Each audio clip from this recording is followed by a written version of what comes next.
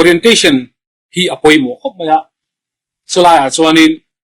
hey orientation nei that lo poina chu ke ma hen example han manghal mega ai soi thei ti jam zong mi lo ngai lo la negative deu te le tlema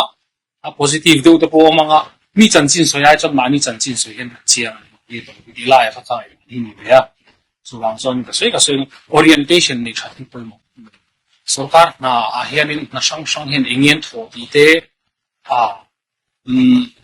ape kal phung nge lo inzan nge kan lak thin koi ang nge kan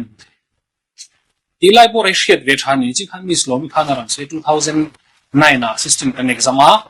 tai ne aziat khachu patling maya ka interview da lawani asan chu mi role che kan exam chu employment officer ani a kat kan interview ma sa khatling to ni sarkar na thok an nilaw kan ule pa te hi kaselo khop mai khalam pang ha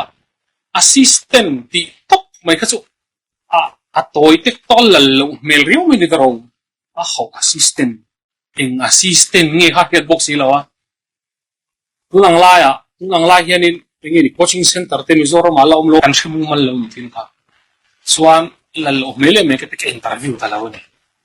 employment officer ka chu group B gazetted group B khani ya silan ne ya thina test hi ti kha kan thu bui khani anuam ma an kan chu a tested by kan te ma 11 12 kan zir live la kan lo in ti sa thina ha tak han tong chawa ma ro chu rukuvel kan han tho khan kan office kan assistant ten ma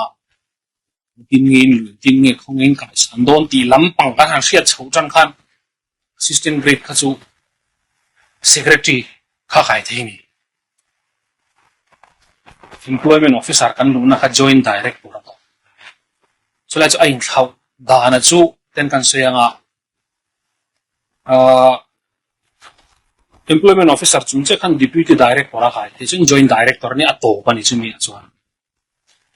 assistant kha chole la ma chuanin adota superintendent a kai ya under secretary chu deputy director rank ni tani chuan deputy secretary joint secretary deputy secretary ka employment na kai top thina rank ti vela lo ni te mai kan share lo zia chumo chuan kal chhozel anga additional secretary alut malewan ne kan chuan secretary pro khanu ka the no lai gazetted tilai khanin hi me ni lai chuan interview ta lo ni kawan ne hian MPS MCS sa ka inzia ka kan thing ve zela ni lo tai la king lo tai la assistant 2019 na ka interview lo kha in chi ra ka tang kha